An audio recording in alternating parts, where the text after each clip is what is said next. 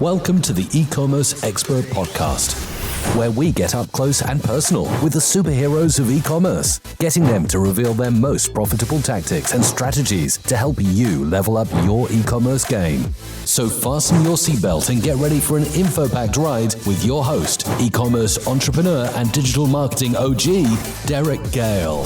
Hey, welcome to another episode of the eCommerce Expert Podcast.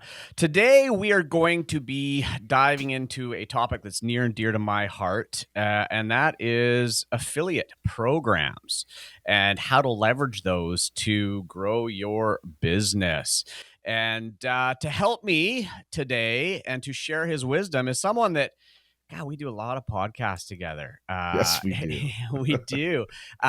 In fact, we have another podcast called the Affiliate Underground Podcast. And this is my not only my co-host, but this is a guy that actually runs my entire affiliate network for me, sellhealth.com, where we have our own network with, 40 of our own brands on there. So this guy's been in the trenches with me for years. And prior to running our affiliate program, he was actually an affiliate. So he's played both sides of this. So without further ado, I am excited to welcome Galel Fajardo to the show. Galel, thanks for being here, brother. Derek, thank you so much for having me, man. I was so stoked to get the invite, and I go, wow, really? On the e-commerce expert show? Hell yeah, this is great. So I'm fired up. That's right. Yeah. Yeah. And I mean, yeah. So for those of you listening, I mean, if you're ever interested in the other side of affiliate marketing, like actually being an affiliate and making money as an affiliate, check out our other podcast, the Affiliate Underground Podcast. And that's where we are there kind of coaching affiliates every week on, how to be a better affiliate and build an affiliate income. But this show is the other side of that relationship. This show is all about how to actually build your business using affiliate programs. And that's something that we've done for years. And Galel and I, we've been on both sides of the fence. We've done affiliate marketing. Yes. We run affiliate programs. And Galel, I mean, he lives and breathes this. I'm across the whole business. He is just deep in that. I mean, in any given, this year, how many events are you going to? Well, it's a lot. So starting in Las Vegas at Affiliate Summit West, which let me preface this by telling people this is a great place to meet affiliates. I know one of the things we want to talk about is how to recruit, how to build your brand in that channel of affiliate marketing. Going to these events are very fruitful, which is why Derek is sending me around the world, right? So yes. Las Vegas at Affiliate Summit West is one event. We do that one every year where we present at what they call the Meet Market, MEET. We're going to be doing Affiliate World Europe in Barcelona. We're going to be doing Affiliate World. We did Affiliate World Dubai in the last month. We're doing Barcelona, and then we're doing Affiliate World Asia in Bangkok. And we're also doing an event called Affiliate Meet Market in Berlin, Germany. And we have a couple of our team members also going to AW Summit in Bucharest, Romania. And we're also looking at doing one in Prague, Czech Republic. It's like Q4, early Q4. Because we're expanding into Europe. So that's the slate for now. And anything is subject to change. Just a few miles there. That's just a few. That's back and forth over a few oceans, just a few times. It is.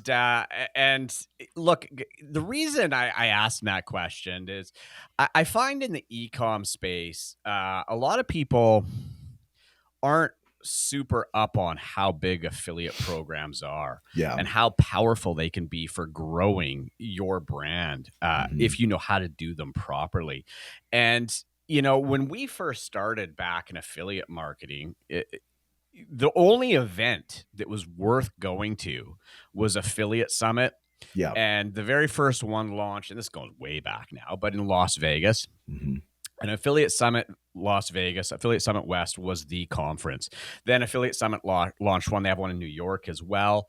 But there was nothing overseas. Now, over the last decade, that has changed massively, because there is, I think, I would guess and venture to say there are more affiliates overseas than there are in North America now. Is that fair to say, Galal? Without a doubt. Without a doubt. In fact, it's funny that you bring this up. Yesterday, I was going through our affiliates. I was going through our top affiliates, looking at, sending certain things to them. And I was like, okay, let me find our top US affiliates. And I'm going, nope, overseas. Up, US, overseas. I mean, just a ton that are outside the US. So it's big opportunities outside of the US. Well, and I think people have got to realize, and when we talk about affiliates outside, that doesn't mean they're not marketing to the U.S. market. They absolutely are. Yeah. And keep in mind, a lot of these people are in countries where they're earning in USD through affiliate commissions. Goes a hell of a lot further.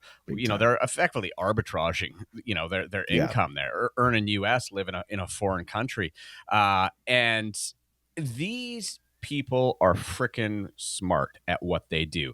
We're talking media buyers, we're talking email affiliates, we're talking SEO. Some of the best SEO people in the world, I think, are affiliates. Yes. They're like on the cutting edge of affiliate stuff. And I know in e-com, so many people struggle with SEO because it's I mean, let's face it, SEO is hard, right? These are the guys that are the ninjas that are on the cutting edge, that make the SEO agencies here in North America look like, they're 10 years behind. Yeah. And so my point is there's a whole army of people out there. Majority probably aren't in North America or UK or Australia. I mean, the top guys that we're seeing are in Eastern Europe, are in India, some of the different Asian countries. Yeah. Crushing it. Absolutely crushing it. And they're everywhere. But how do you get to these guys? And before we even get into that, I think one of the things we should dive into first, Galal, is the right kind of affiliate and the wrong kind of affiliate, right? Yes, absolutely. Because it's tough. And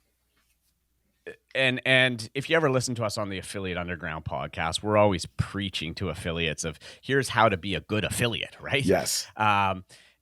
So in your own words, what are the kind of affiliates that we want to avoid as brands? Sure. So before this, Derek, I'm going to preface this with kind of a 50,000 foot thought that I think e-com owners, brand owners should think about is number one, begin with the end in mind, right? What is it that you want affiliates to accomplish for you?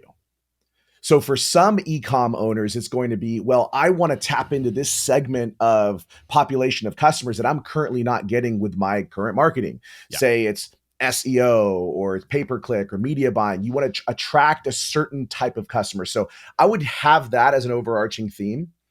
Yeah. Then from there, what was the specific question you would ask? You asked, what are the wrong kind of affiliates? Affiliates that don't add value. Absolutely. So when you begin with the end in mind of as far as what type of customers you're going to want to bring in through affiliates, that makes the vetting process much easier for you when it comes to attracting the right affiliates. The type of affiliate that you want to avoid is the type of affiliate who's going to insert themselves into a transaction that was already going to take place. So I'll give you an example. Let's say we've got a brand, right? And I'm going to use a Cell Health brand, Testasil. It's a brand new testosterone offer. The bottle's sitting here on my desk, so it's easy, top of mind, right? And the type of affiliate that I don't want to bring to our program is the type of affiliate that's just going to bid on pay-per-click terms saying Testasil, right? And then they create a website that looks like the Testasil site, that the ad copy is confusingly similar, almost saying like including the words official site, buy from the official site, gets people to click and they just direct link to our sales page. Now that's somebody who's sitting and poaching on the brand traffic of Testasil. They're not introducing a new customer to you, and they're just inserting themselves into a transaction that already take place. That's the type of affiliate you don't want to get. You don't want an affiliate who is, again, and I'm not a fan of these, and I don't know about your audience, but like promo code affiliates, coupon code affiliates, right? Where they've just bid on terms saying brand name plus coupon code. And then if you're using a first or last click attribution, which we could dive into the weeds later on, they are going to be costing you money because they're just ranking for terms related to coupon codes.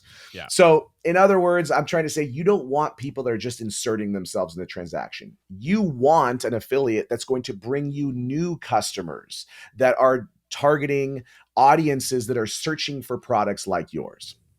Yeah. And so, I like to call them parasite affiliates, right? Like, because they just glom onto something that's working and just really just suck profit out of your transaction, which sucks. Now, there is some gray area in there, though. And this is a question I've had come up before when people start asking me about affiliate programs. Sure. And that is the affiliates that are actually ranking for your brand term organically. And here's the thing, and this is how I look at it. If somebody's ranking for your brand term, first of all, affiliates, because they're not actually selling the product, they don't actually, my experience is they don't typically rank well for just the brand, right? Right. It's competitive, especially if you have a brand that's searched a lot. Yeah. But what they like to rank for is brand and review. Yeah. Right. And I have zero issue with that, because those are the guys that are out there that, yes, they're ranking for a brand variation keyword, but they're adding value to the customer journey, right? Because when somebody goes out and searches your brand plus a review, they obviously are looking for more validation, more reassurance that this is a good product before they make that buying decision, right? So having affiliates out there reviewing those products and then sending people back, that's good. And that's the only time I'm like, okay, Giver, you can rank for our brand. Yep, I agree. And, so this is something for brand owners to think about when it comes to their own marketing strategy is, are you ranking for your own brand? What comes up when you search your brand?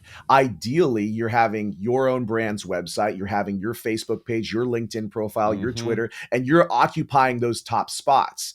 Because if you're not in charge of that conversation, who is in charge of that conversation? Yeah. And so when it comes to ranking for brand organically, to an extent, I'm fine, like you said, having affiliates rank for the brand, so long as the conversation is the right way and it's not a competing affiliate that's ranking for your brand and recommending another product. Yes. That's where we get into a gray area. Yeah. And so I look at brand protection. Like, I look at affiliates as part of one of the benefits as well, aside from just bringing in new customers to our company, Leading Edge Health, we're protecting our brand as well, because we're owning the search engine results, and it's filled with people that are aligned with us, have the same values that we have, and are protecting our brand by showcasing all the great features of our products. We're not allowing competitors to own those spots. Yes. Those are with friendly people. Same thing with brand review terms. You're occupying those spots because once your brand gets big enough, you're going to have competitors bidding and buying pay-per-click ads saying, are you sure you want to look at this brand? Like, here's an alternative. And you want to make sure you have enough there to protect you so a consumer can find the right info. Perfect. So now let's talk about our actual pre-screening and vetting process as well, because I think that's important also. When I first started with affiliate programs back in the late 90s, freaking aging myself, you'd put up an affiliate sign up page and literally people would come and they would sign up and they would go out and promote, right? Over the years, and we didn't pre-screen anybody back in the early days, because there was like only 100 people doing affiliate marketing. You knew all exactly. But nowadays you've got a pre-screen. And gone are the days where you just let anybody sign up, right? So when you start an affiliate program, walk them through what we do, Galal, Sure. so they can sort of see how we pre-screen and pre-approve, and then educate the affiliate as well. Sure. So now I want to catch you on one thing that you said, gone are the days of like not pre-screening affiliates, because it scares the crap out of me, Derek, of how many brand owners out there do not vet their affiliates. Oh yeah. Just this week, right? Just this week, I was looking at a supplement company. I'm not going to name them, but I went to sign up for their affiliate program because I want to do intel. I want to do research on these affiliate programs that exist. I put in my name, my email address. instant approval. Got an affiliate Seriously? link within 3 minutes of starting the Wow. process. And so for those of you that are listening to this, if you don't have a vetting process, stop everything, have Yeah. a vetting process. So Because if you don't, here's what happens. yes, It's not that you will. It's not that you'll have legitimate affiliates. You have fraudulent affiliates sign up. correct. They will use your system to scrub and validate stolen credit cards. Yep. They will try and send orders through, hoping that they get a commission before Yep. all of them are refunded and charged back. And or they're going to go out and they're going to do a promotion or use some sort of tactic like a purchased email list, spam, Yes, stuff like spam, that, yep. violate policies. And guess what? The buck stops with you. You're the one Yeah. who typically takes the blowback from that.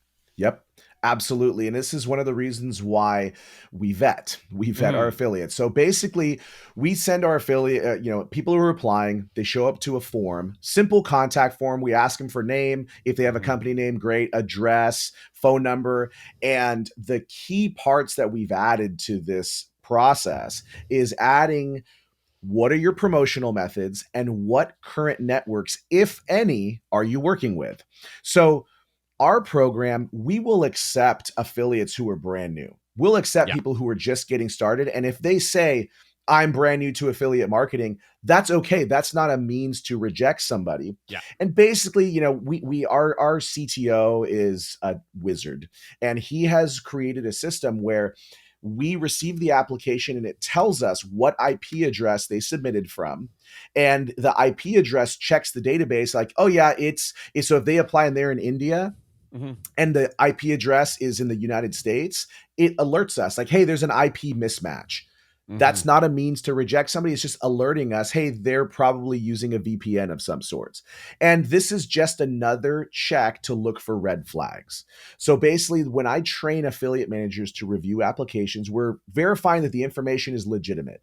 Is the name, does it look legit? Did they put in a name? Did they put in Mickey Mouse or Donald Duck, right? Did they put in a legit email address? And then did they include their promotional methods? Did they include any networks they're working with? And so if I get an application where IP's mismatched, they didn't put a name, they didn't fill out information, that's an easy one to reject, right? But then you take a step further, right? So you get an application looks legit, things seem to match out, but maybe they didn't include other networks they're working with. I will have my affiliate manager fire off an email like, hey, thanks so much for applying. We just want to ask a couple questions and we'll just clarify, hey, are you working with any networks right now? Or can you tell us a little bit about this promotional method if there's additional questions? 90% of the applications come complete and we're able to either approve or deny them right on the spot. And to give people an idea of the type of volume you can get, our affiliate program is receiving hundreds of applications a week. So that's a lot to review, a lot that's coming in, and a lot to vet. And so we've had to kind of shorten the process, shorten the steps so that we can get more information up front. So we're not chasing down applications and chasing down responses to questions. Yeah, and more than likely, you're not. I mean, we're a network, right? Like Sell Health is effectively an independent affiliate network. Yes, it's all our own brands, but we, our program is out there on different big, directory sites, stuff like that. Yes. So we get and we have so many products. We get a pretty high volume of affiliates. Very if much you're a solo e-com brand, you're not going to have hundreds of applications a week, more than likely. Right. And keep in mind too, you can be even more aggressive in your vetting process. Because I know a lot of networks that they won't even allow a beginner. Yes. Right? They're like, if you don't have an established channel, we don't want to do the work to manage and monitor, right? Right. And that's fair. I get that, right? Yeah. So, you can be even more selective and say, Yes. What is your website? How much traffic are you getting? How do you plan to position and promote this? Yep. And if they don't give you a good answer, they're not part of it. Exactly. Right? Exactly. And then once they've signed up, the terms and conditions and the education, and what do we go through there? Yeah. So basically, once we vetted their website, so like as we ask them on the application, submit a website. Most affiliates will have multiple. They'll put their best foot forward typically in an application. So they'll put a website they've worked on, and I'll look at the website and make sure that it looks legit, that they're not doing anything that's not compliant right off the bat. You want to just take a look and just make sure, is this something I would want representative of my brand? So once we have all this ready to go, we've approved them. The next step is for your affiliate manager, which for a lot of e-com owners, it's going to be the e-com owner, right? If it's a one man, one woman shop, they're going to send a welcome email. And the welcome email should just tell them like, hey, super excited to help you. Here's where you can get resources to get started. Because when somebody has applied to become an affiliate, strike while the iron is hot. They're excited. They're motivated to do something. So you want to put your best foot forward and get resources in their hands right away. And with affiliate marketers, what I have found over the years is that affiliate marketers kind of have to be spoon-fed with information. So it's like, here's where you find the banners for our products. Here's where you find the images to promote. Here's where you can find resources on how to better promote our offers. And oh, by the way, here is your unique affiliate link or where to find them. And so the more information you can give right up front about what they have, I tell you, the good affiliates will bookmark that email or star it in their Gmail box and go back to it as a reference. So you just got to have as much information up front, because if there's a lack of information, they're not going to act. And then it becomes like, pushing a wet noodle. It's just not going to happen. So get them the information up front in the welcome email and make sure they know where to go for support and where they can get answers. And so really in there, the next step, Derek, I would say is make sure you have your resources ready to go. Right. So prior to recruiting affiliates, is like, do you have banners made? Do you have photographs? Do you have an FAQs page where like people can ask questions about the program? And I would encourage people, go check out Sell Health and see the resources that we have in there. Sign up, go see our FAQs. Our FAQs in there are pretty robust. It's like people want to know what are they allowed to do to promote? What are they not allowed to do to promote? And how am I going to get paid? Right. Yeah. And helping them figure out how to get paid is so important, because that's what motivates them. Yes. So if you can be proactive about, hey, we want to get you paid. Here's where you fill out your W-9 form if they're based in the United States, or here's where you give us your PayPal. Here's where you put in your bank account info, all that stuff. You're subconsciously telling the affiliate, we care about making sure you get paid. And putting that information right up front really helps get people moving. Yeah. Yeah. So now let's talk about sort of the managing and motivating affiliates. Now, let's preface this with there's two tiers of affiliates. There's the affiliates, the kind of that long tail of guys that are going to sign up, and they might drive a couple sales a week. Not huge volume, but when you have enough of them out there, it's significant, right? When I look at our long tail of small affiliates and the collective volume that they drive, it's really, really big. It is. But you can't necessarily provide them the same level of support that you can the really big guys. And in any affiliate program, you're going to have the 80-20 rule, right? 20% are driving 80% of the sales. And it's those 20% that you got to go over and above with. And I think one of the big mistakes I see is people go and they go to a share a sale, or they go to one of these networks, they set up their affiliate program, they pass it off, and they go, okay, go. And they wait, and maybe a few people sign up, but nothing really, really happens. And that's because affiliates, especially the big guys, require a lot of work, a lot of hand holding.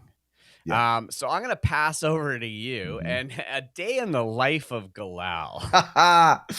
Oh boy.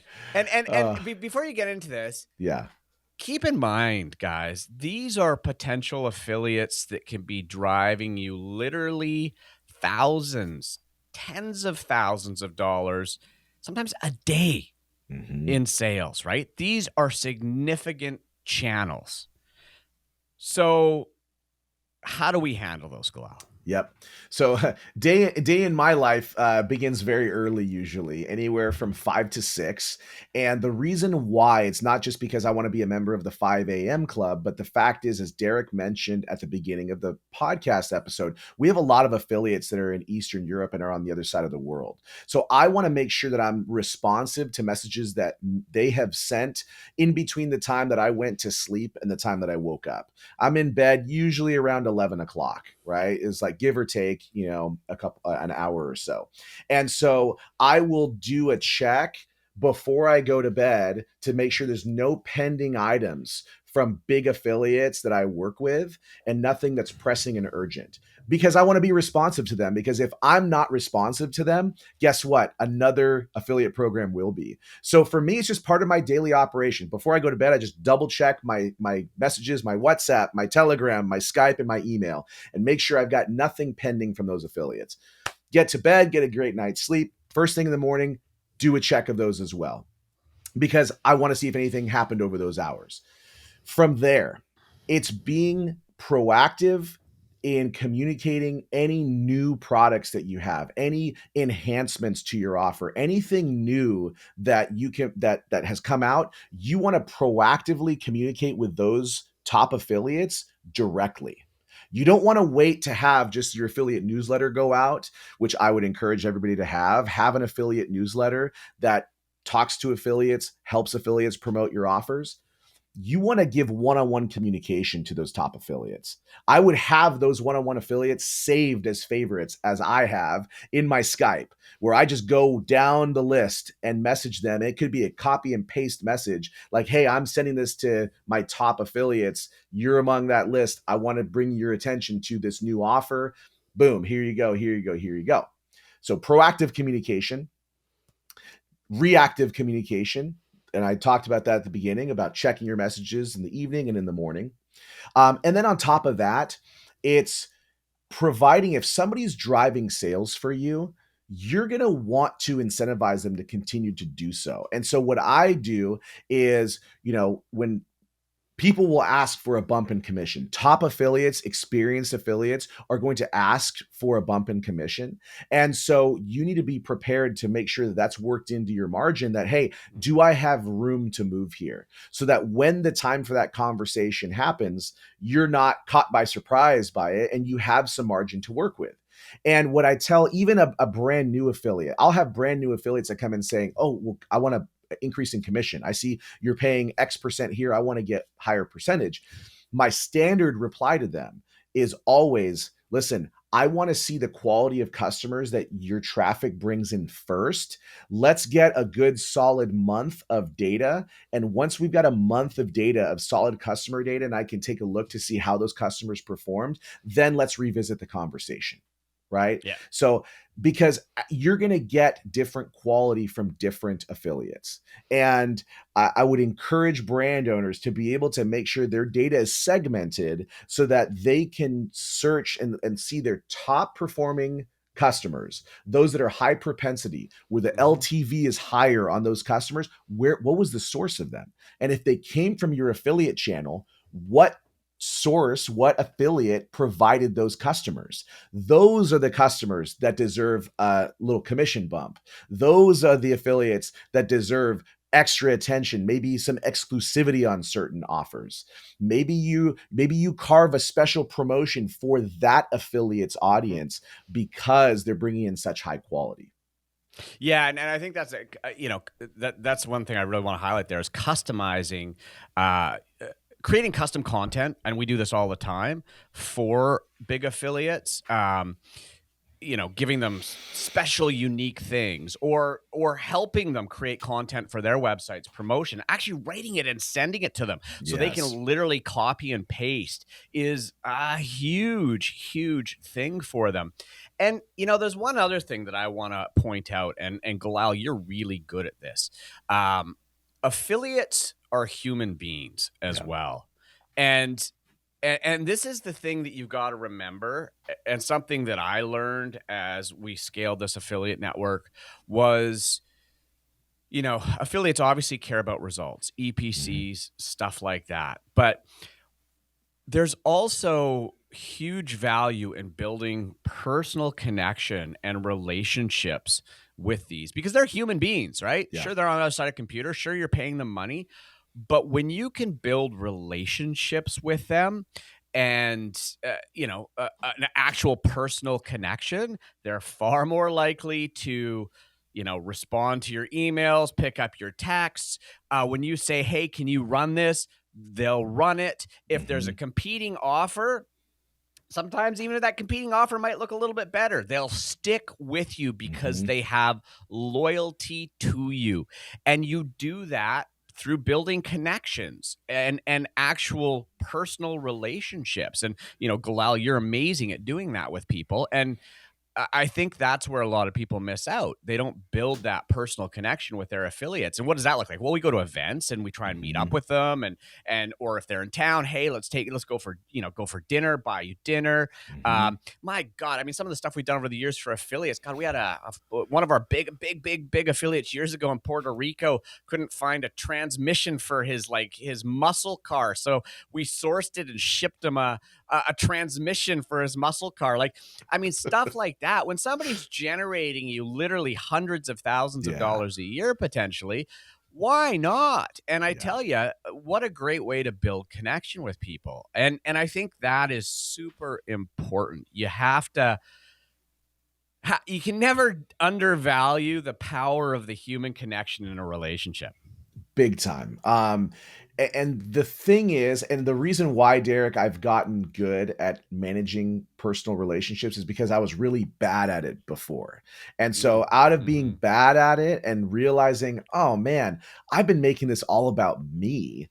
I really should just stop worrying about myself and just try to give. And so I read a book by an author named Bob Berg, Berg, I think it is, or Burg, Go Givers, Sell More.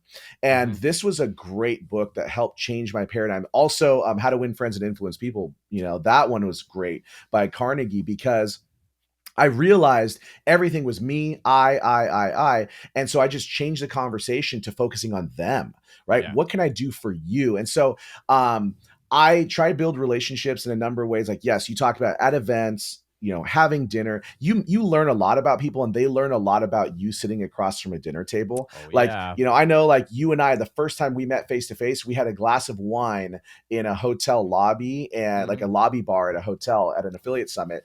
And we walked away from that conversation like I was like, dude, Derek and I have so much in common because we just kind of opened up and Sure. got personal with one another. Yep. And so I would encourage everybody who's listening to this is build those personal connections, but don't do it with a business end in mind. Do it to just genuinely get to know someone. And here's why. And I'm not going to mention any names, but there are people that I've gotten to know. So maybe we did business and we got to know each other in a personal manner. And I realized, wow, this is the type of person I really don't like who they are. They don't treat the wait staff well. They're a jerk. They're talking about openly defrauding somebody. Like, that's not good. That will give you an insight as well. Yes. It'll raise red flags and go, okay, I'm going to keep an arm's length from this person. Let them promote my offer, but keep an eye on them, right? And that's been very few and far between. I'd say 98% of my relationships have been outstanding personal. That's that 2% that red flags are raised. And you're like, okay, I didn't know that about this person. And Yeah. so I'd encourage you to do that. A little example, one of our top affiliates, I'm friends on Instagram with them. And I saw it was their anniversary. And it was not even a sense of like, oh, I'm going to try to get more affiliate sales. They're driving a ton of sales already as it is, but I just wanted to show appreciation. So I sent them a bottle of wine to their house, and Mm-hmm. like that little small gesture, like it meant so much to them. And it just showed them like, listen, I value the relationship I have with each other. And I appreciate what you do for us, but I just want you to have a great time. Like courtesy of Cell Health type thing. And so make it about adding to people and how you can help them with their goals. And they'll do everything they can to help boost your own business goals as well. Yeah, absolutely, absolutely. All right, so next thing I want to shift to is different types of affiliates that exist out there and Sure. how they can work for a business. But before we get into that, one of the things that I really want to highlight, especially for e-com entrepreneurs, is sometimes your best affiliates can be the people that you actually perceive as competitors. Yes. And this is a big mindset shift for people. You know, in the health space, for example, yeah, there's other supplement companies out there that we could say, oh, they're competitors. But if you've taken somebody through your sales funnel and they've seen all your products and you're like, okay, well, where do we go next with this person?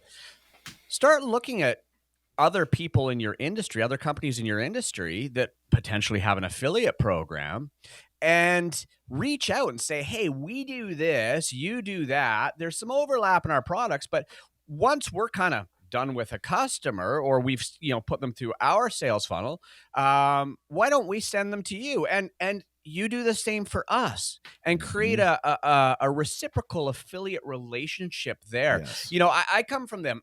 I've spent a lot of years, and I still am, in the info marketing space, right?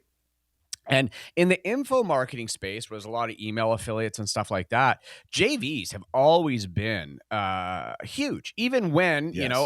I have a product that teaches people how to do this. Oh, so do I. Great. Well, let's cross promote, right? Yes. And quit worrying about, quit worrying about the competition, embrace Absolutely. the competition, and find ways to Yes. work together. And the affiliate programs can be the common ground to do that and add a lot of value. Big Now, time. that being said, when we go out into the world of traditional affiliates, like full-time affiliates, professional affiliates, I group them into 3 buckets, and I might be missing a bucket, but we've got what I call our email guys, Yep. our media buyers, and our SEO guys. Yep. What am I missing? Those were the 3 buckets I had on my list. Okay, good. All right, because in media buyers, you're going to have it Sure. spoke out into a few different things, and people Yeah. will specialize in different ones. But you've got social, you have social media / influencers. I guess that might be another bucket, Yeah. but it kind of falls under organic and SEO, right? You know what? I think, you're right. Influencers kind of fall into a different bucket. Yeah. Because they don't, some have an email list, but they have a following on a platform. The problem I have with influencers, and I think this is starting to shift a little bit, but my experience is most influencers, they want to just, flat fee to do a promotion. Yes. They don't like working on performance. Correct. Yeah. And it says a lot about the influencer when they tell you, oh, no, I don't want to get paid on performance. I want to get paid a flat fee to post about this product. Right. And so my hesitation, I know you're in mine just in general, talking about influencers when this became a thing, was how much of it is manufactured versus how much of it is legitimate. Right. And how much, as far as follower count and all this kind of stuff, engagement. But I'll tell you what, this world of micro influencers is a thing. And I think this is where the influencer market is shifting to, where these micro influencers, individuals that have maybe a smaller following than, say, the Kim Kardashians of the world, are able to then influence their audience, and their recommendation carries a high weight with them. Yes. Yeah. And so I would put them in a 4th bucket, so email, media buyers, SEO, and then influencers. And I would put the emphasis on the micro influencer part. Yeah. Micro influencers. Yeah. Yeah. They're out there. And some are becoming more open to performance. But it's a tough nut to crack. In that sense, when we go into traditional affiliates, we got email, media buying, and we have SEO. Yep. And so let's talk SEO first. Sure. Right. So what do SEO affiliates bring to the table? Yeah. So SEO affiliates will help you target the good SEO affiliates will help you target generic terms that are high in buyer intent. So for example, if you're selling a testosterone supplement, right, that will rank for terms like best testosterone supplement, best natural supplement to boost testosterone, these types of generic terms that potential buyers are looking for that are related to your product. That's Yeah, one big thing that they'll yeah. bring to the table. And when they rank for it, they are going to typically drive to a review page. Correct. And that review page is a review and ranking page is typically Yes. the first step, and that's what ranks. And Mhm. ideally, you want to be number one on their list. So, Yes. when somebody searches, what are the best waterproof running shoes? If you have waterproof running shoes, you want yours to be featured number one on Yes. that list. And what we can tell you from our experience is when somebody creates a review list and they rank for a generic term like best, best rugged iPhone case, Mhm. we know that the number one guy is going to capture like 80% Yes. of the clicks on that list. It's a lot like Yes. Google, right? Yeah, Like very much first so. ranking, click, Yep. people just go straight through number one and away they go. So that's where the SEO guys, as you put it, they're going to go after those review terms where people are Mhm. looking for the best this or the best that. Or they will also compare your brand versus another brand. Yep. Right. So, Nike versus Reebok running Yep. shoes, right? Or a specific product versus another product. Or another one is product alternatives, like Salesforce alternatives. Let's say you're selling a CRM, right? You want them to rank your product for Salesforce alternatives if that's what you're selling, right? Like who's the big player and the alternatives. That's a play to be able to go after some search engine space as well. Yeah, and look, affiliates love those kind of keywords because that person's close to making a buying decision, right? Right. So they get a pretty good response off that when they can say, here's the best one, click, go buy, right? Mhm. You will get some affiliates that will go earlier in the buying cycle where, when in the customer journey where it's the customer's out there just seeking information, right? Mhm. So they haven't said what's the best waterproof running shoe. They're just researching, different running shoes or running stuff or Yes.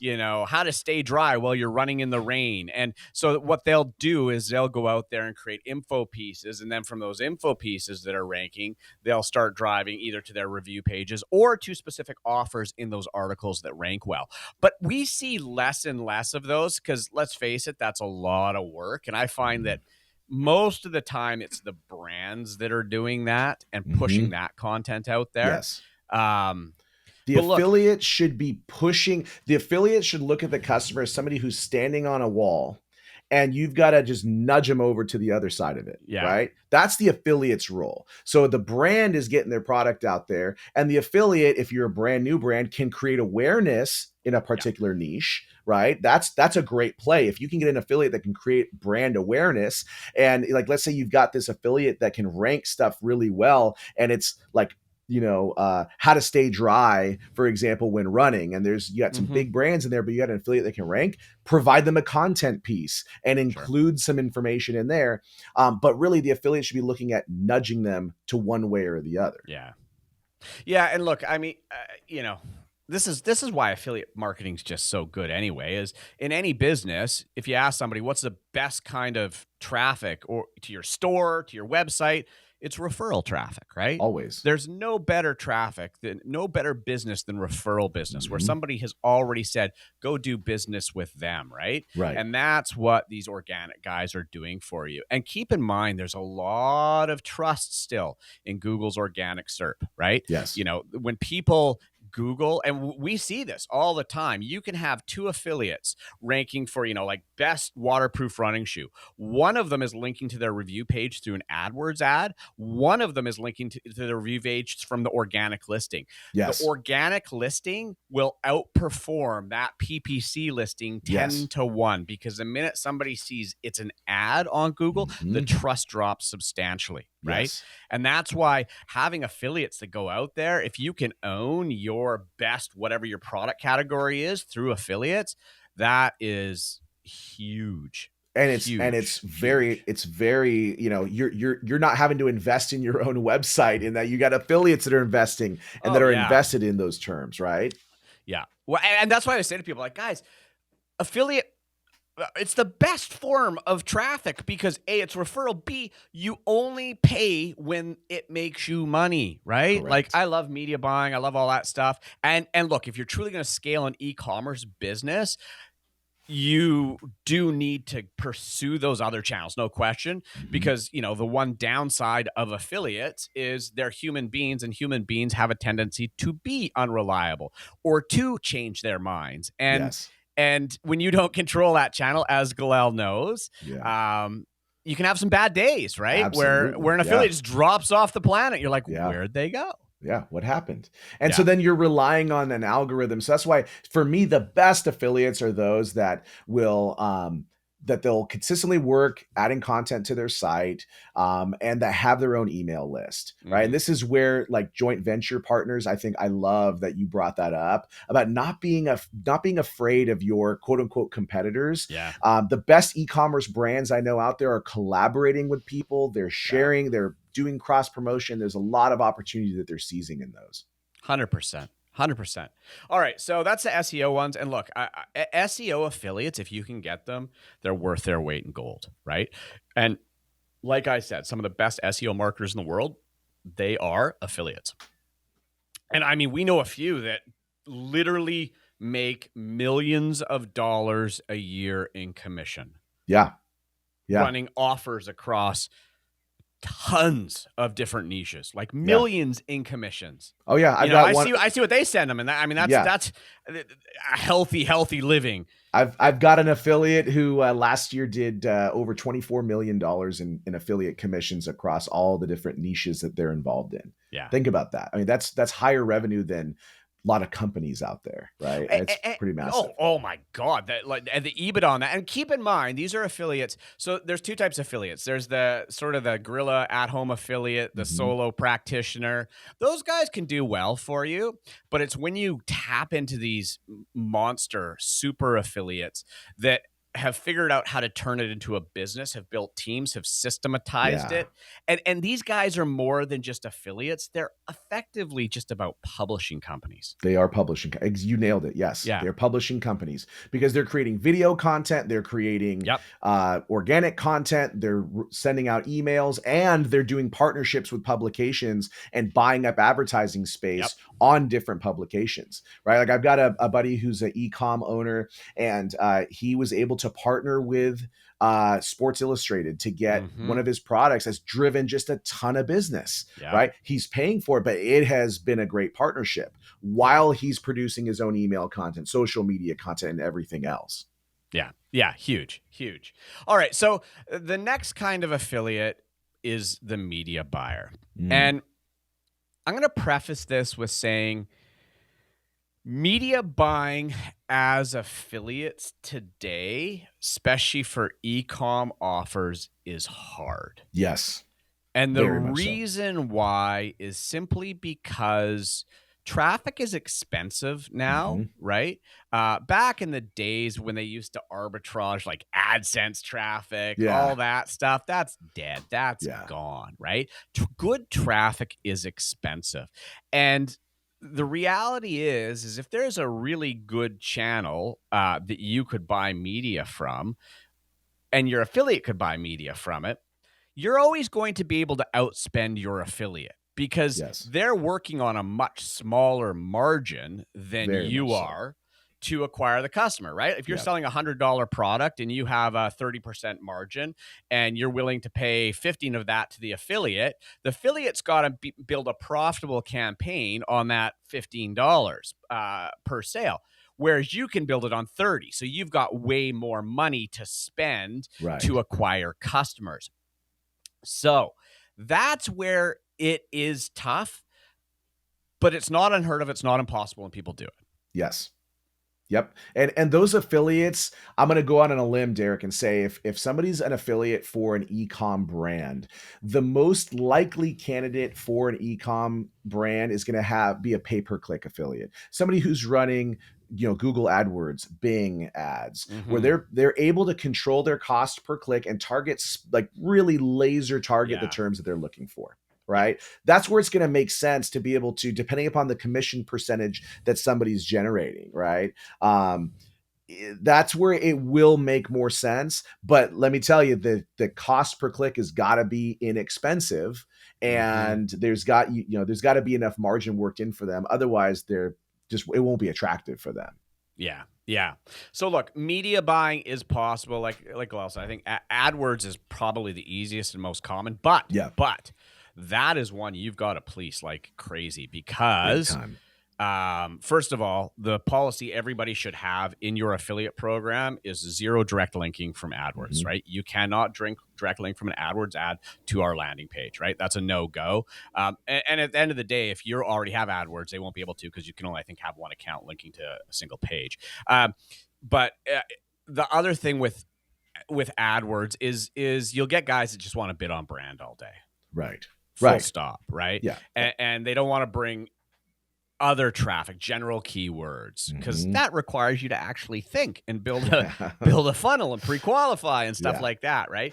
But there are good guys out there that are ninjas at this. So what I would suggest too, Derek, real quick, is I would suggest providing your affiliates with keywords. And that's one of the things that we do, right? Our keyword lists are practically public, right? Somebody's an affiliate, and one of the things we include on the welcome email is like, here is a list of top keywords. And we use a tool that basically gives us keywords and gives us the results, as far as how many monthly searches based upon the country that you're in. So if you're targeting United States, you target US traffic, and you give suggestions. You go through the list yourself as the brand owner, and myself as the affiliate director. I look at the keywords I want people bidding on, because there's keywords I don't want people bidding on. Right. I don't want them bidding on I don't want them bidding on our brand terms. So I'll cherry pick those from the list and I'll give those to affiliates so that those that are proactive and will do the research, I've already done a lot of research for them.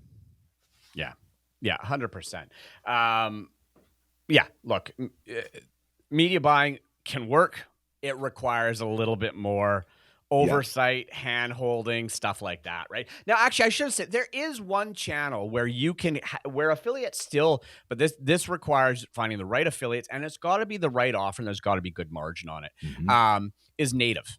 Yeah. So there are affiliates that do still crush it out there on native. And so you'll see these offers.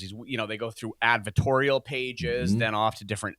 And you'll see those. Go to CNN, go to Fox News, go to any of those big sites, and start going into the sponsored article section, aka the native ad section, and you'll start to see different funnels there. And a lot of those aren't built by the brand owners; those are built by affiliates. But again, that only works typically when you have a product that has a mass market appeal to it. Such as pretty much anything on native, really, right? All right, so last kind is email. Love email. We love email affiliates. Email affiliates are awesome. What is an email affiliate? An email affiliate is somebody that has a good targeted list, and they can send an email and promote your product, right? Like that's it in its simplest form. That being said, how do you treat email affiliates? Yeah. So email affiliates, I treat in one of two ways. So first and foremost is I want to get as intimately aware about that email list as humanly possible. So if an affiliate tells me that they promote via email, I want to know who's on your list. And so some of the best email affiliates for us have been other e-com owners, other e-com brands that have a product that's related to what we have. And so they'll tell me, oh, well, mine is mostly men between this age and this age. This is their sexual orientation, and this is what they're looking to improve upon, right? Like, and just give me as much detail about it, right? And from there, I can then craft an email for their list with our copywriter, right? We craft up an email for them that's related to our product. And basically we provide samples. Like I'll provide John, our copywriter, with samples of emails that are going to the list currently. He'll look at it, see the brand voice, and then he'll match the brand voice by creating the email copy. And then we give that to our affiliate. And then our affiliate goes and mails it to their list of however many tens of thousands of people and generate sales. And the reason why this works so well is it goes back to what Derek, you had said earlier, referral traffic converts, right? It's just like if I'm hanging out in Vancouver and I ask you, hey, what's the best sushi restaurant? And you're like, oh, well, Coraline and I love that place. I'm going to go to that recommendation because my friend recommended it to me. The email list, the relationship that list owner has with their list, it's very similar to a friend recommending something. So if you can build that type of relationship with somebody where they have a list and then you can provide them with the content, it's a winning partnership right there. You have an audience that is dedicated, that's open to it, and a very strong recommendation from that person. In essence, I would go out and on a stretch and say many email owners, that list owners that do this the right way, they are in essence micro influencers because they have an audience that listens to them. Wow, and sometimes macro influencers. I mean, you've got absolutely big lists out there. Tim Ferriss, oh god, there's one point Peter I want to, Attia, I want to highlight. I want to underline it. I want to highlight it. I want to circle it, and then that is what Galal said about we write the creative. Mm-hmm. Anytime we leave it to the affiliate to go out there, I don't say anytime. I'm going to say 8 out of 10 times, if you leave it to the affiliate to write the creative to promote your product, it sucks. Yes. Or the other thing that I see happen a lot in a lot of different programs is you have standard email swipes, right? Mm-hmm. So, you want to send an email? Here's 10 different swipes. Choose the one you want. And they may be good swipes, but they're generic. Yeah. You got to customize your message for their list, right? And so that's why, as Galal said, John, our copywriter, reads emails they've sent, understands the voice, what works, and then we know how to sell our products, so let's sell our products in their voice, right? And that's super important because when you have somebody with a good size list, you typically only have one shot at mailing it. Yeah. You don't want it to be screw successful. It up. No. You want it to be successful, particularly the first time, because if they send an email and it's just a dud, good luck getting them to mail a second time, right? Because good mailers, we have tight mailing schedules. And in many cases, you need some serious, you need some runway time too, because like us, if you said to me, hey, can you promote this tomorrow? I'd say, no, I can't, because our email schedule is already in stone for at least the next 30 days, right? If not longer. So you got to get ahead of that, and you got to, again, handhold these and even create. I mean, we've gone to the extent of where we'll create a custom landing page for their traffic and say, hey, special deal for, so-and-so's customers only, private countdown timer expires in, right? So not only, and that does two things. It makes the people they're sending feel like they get something exclusive, but it also makes that affiliate feel, wow, look, they did something, extra special for me as well. Yes. And you want them to mail again, right? And if they don't get a result, they're not going to mail again. And I think the last thing I just want to mention about email affiliates is make sure if you're going to do this, you set up a proper suppression list system. And this is where a lot of people miss the boat. So I can't remember. What's the company we use? Optismo, yeah. So Optismo is the company that we use, where we literally have a list. We upload a list of all of our unsubscribes, right? Everybody that's ever had our promotion has been unsubscribed is an Optismo.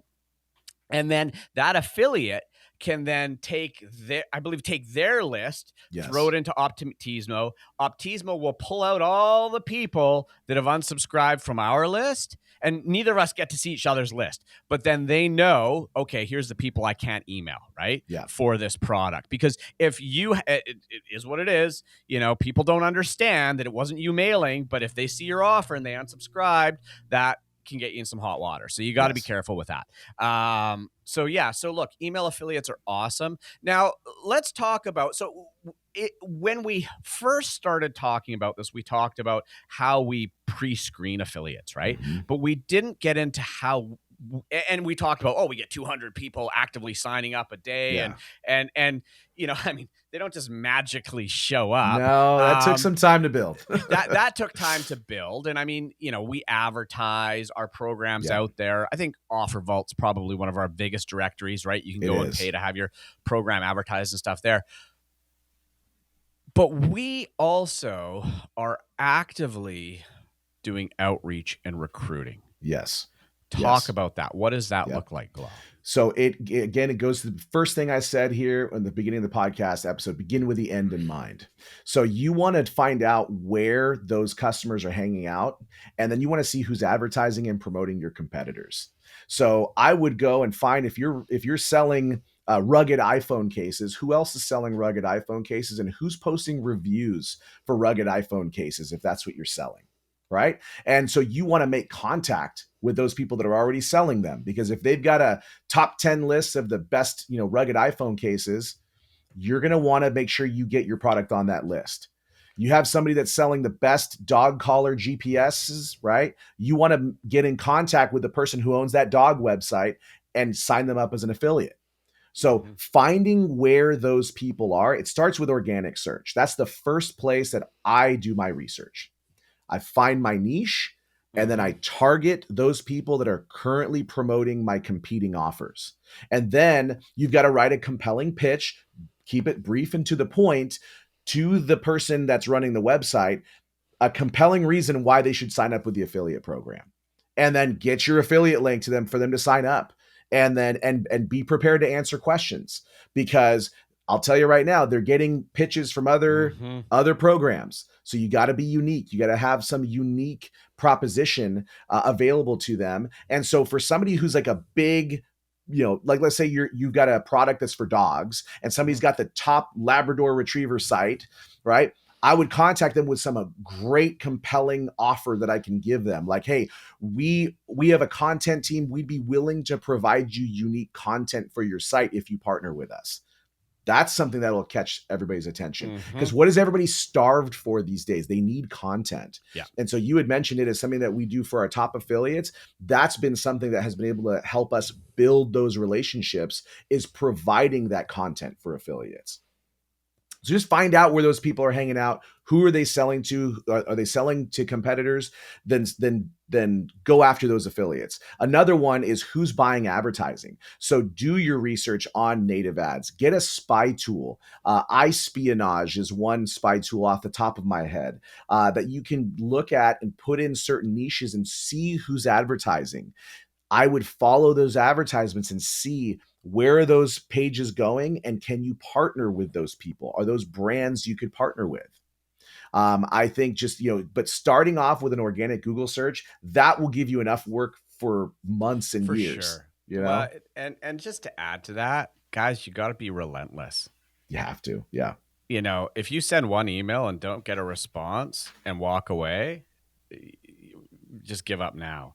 And leverage all the channels that exist. If you figure out who the person is, hit them up on LinkedIn. Yep. Hit them up on Facebook. Instagram. Right? Instagram. Find where they are and connect with them. Yeah. And when you approach them, I want to go back to something you said far earlier, Galal. Approach them with here's what we can do for you. Yeah. Not here's what you can do for us. I can't tell you how many times I have people approach me. Will you come promote my product? And it's not about what they can do for me. It's about how I'm going to help them. And let's face it, that pitch, especially to affiliates, they get it all the time. All day. So you gotta reach out. So, I mean, there's the two. So you can build a flow. You can publish it on Offer Vault, different affiliate directories. If you run your affiliate program through a network, whether that be a ClickBank, Digistore, which are more digital, I guess, but a Share a Sale, CJ, any of those God, I don't know. They're always buying each other and changing names. Yeah. Yeah. But CJ, Share a Sale, those are like two big ones. Two big ones, yeah. Yeah. And lots of e-com on those. Yeah. You're going to go there, and yeah, that'll give you some exposure. And they'll say, ooh, you have our affiliate management team working for you. Nah, no. BS. You It's don't. not true. That dude's got 200 other accounts that he's looking after as well. They're not truly out there seeking. They'll try and push you to some good affiliates to get some stuff going.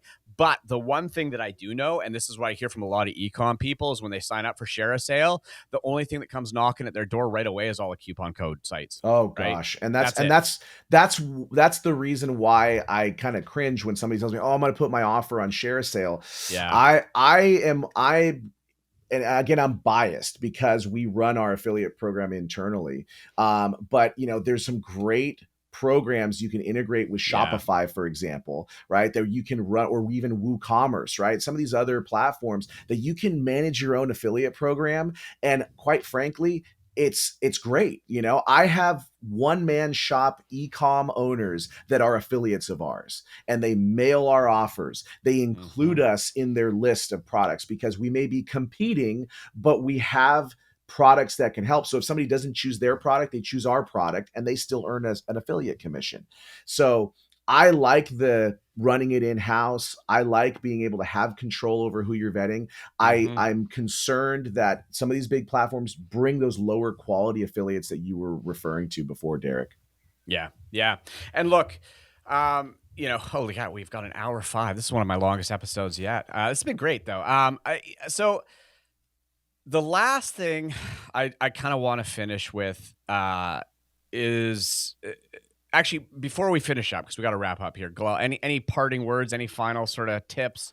Oh gosh. Yeah. Keep learning. Keep learning as an e-com brand owner. Keep learning, folks. This hour's flown by, and we've just started scratching the surface. So just keep educating yourself and keep networking. This is the biggest thing. As e-com brand owners, you've got to network with other brand owners because they are a source of information. They are a source of wisdom. They've made mistakes that you can avoid, and they'll refer affiliates to you, and you can refer affiliates to them. So just keep networking and keep learning would be my biggest takeaways, really, as they get started in this world of affiliate marketing.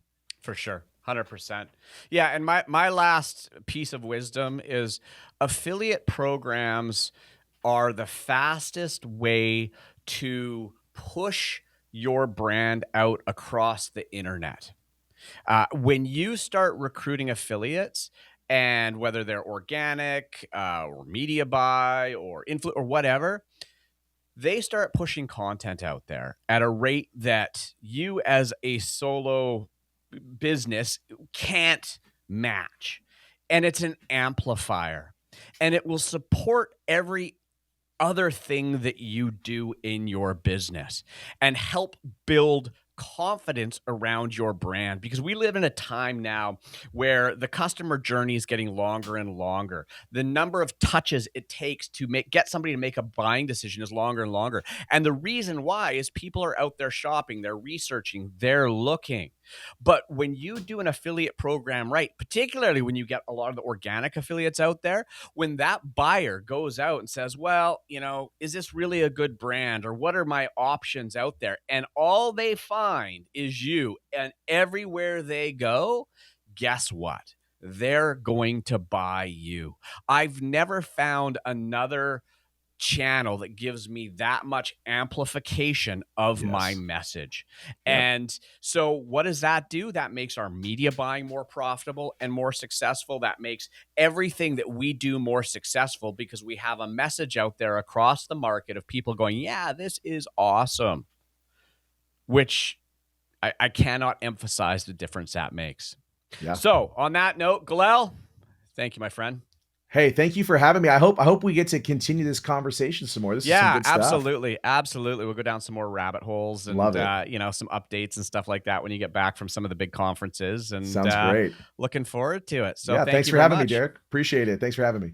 All right, everybody. That's another episode of the eCommerce Expert Podcast. And as always, the only way this stuff actually works for you is if you apply that final essential ingredient, and that is actually action, right? Like, just take one thing from this and use it and get a result. And when you do, make sure you leave us a rating and review at your favorite podcast platform or wherever you listen to this episode.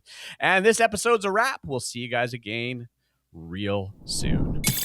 Thanks for tuning in to the eCommerce Expert Podcast. If you liked what you heard, make sure to give us a virtual high five by rating, reviewing, and subscribing to the show on your favorite podcast platform. And don't forget to check out our website at ecommerceexpert.com for show notes and bonus materials. See you in the next episode.